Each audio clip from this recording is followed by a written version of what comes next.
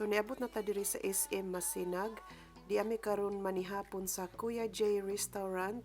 Porti na namong gutuma guys. So nilingkod na lang mi diri mo pinakauna namong restaurant nga nakitaan.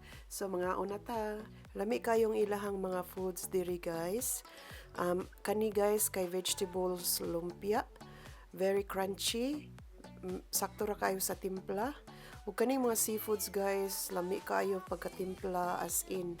Kana sila guys, pinakbit, bulalo, pansit of course. Very delicious kaayo guys na kuan mi sa ilahang mga foods diri na busog pud mig maayo guys.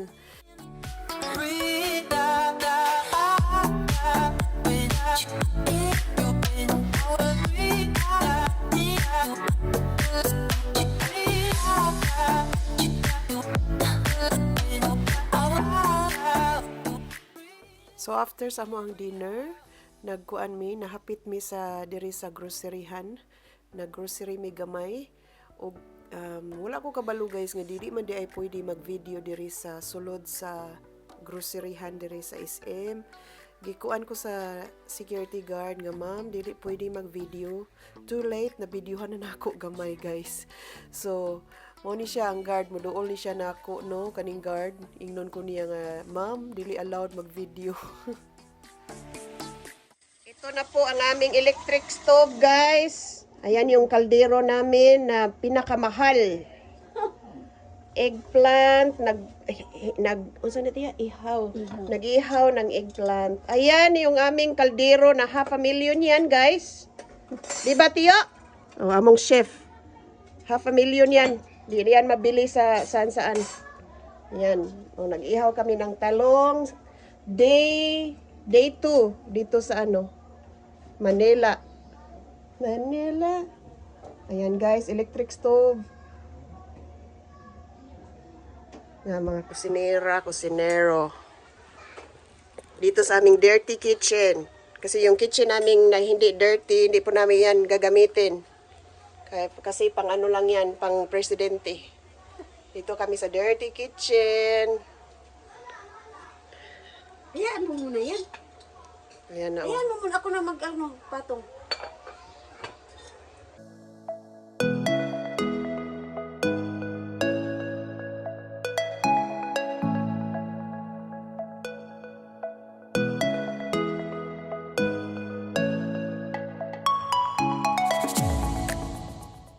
Guys, balik na po ta sa SM Masina guys. Kay gusto po ko magpagwapa. Muadto ta sa David Salon diri sa SM Masinag.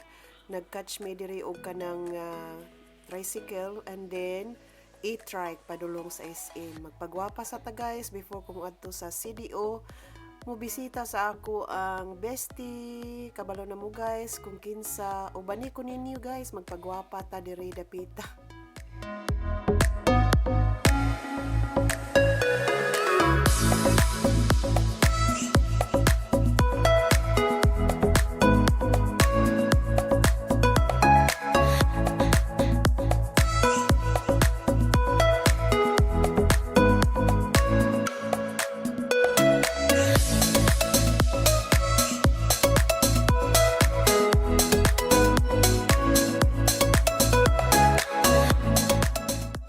Agoy guys, mauna ni siya ang resulta, murag nabaguhan ko sa ako ang bagong looks, no?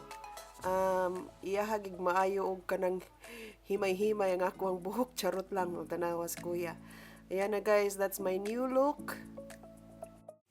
Hello guys, day 3 dito sa Manila guys, and I'm getting ready to go to CDO to visit my friend. Kabalo na mo kung kinsay naa dito sa CDO. So I'm going today guys. My flight is at 4 p.m. And it's now 10:30 in the morning. Nag-get ready na lang tayo guys, no? Because we have to be there 2 hours early. Gusto ko mag-early kasi gusto kong kumain doon. Char.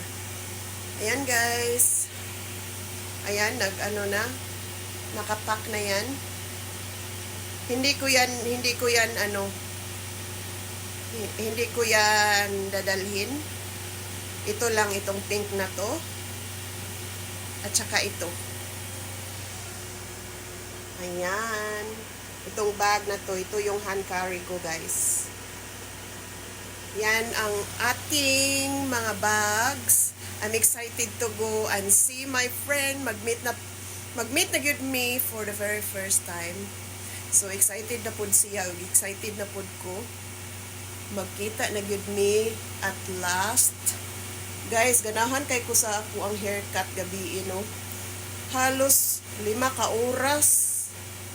Tanawa, nindot ang haircut. Ganahan kay ko makagaan sa ulo. And the kulay is very nice kulay. Char. Ayan. Nindot guys, nalipay ko. Mahal kaayo pero lipay kay ko sa ilahang service o sa ilahang haircut o hairstyle. Ayan. Nagpa-Brazilian treatment ako at saka nagpakulay. Ayan guys, at haircut. Diba? Ang ayan, bas manang. Okay guys, so next video, I will try to video in the airport. Pero usahay guys, matapulan ko, di ko ganahan mag-video sa airport kay busy, hectic kayo. Pero depende sa ato ang mood, kung unsay ato ang mood, inigabot na ko dito sa airport, no? I will try. So see you then guys.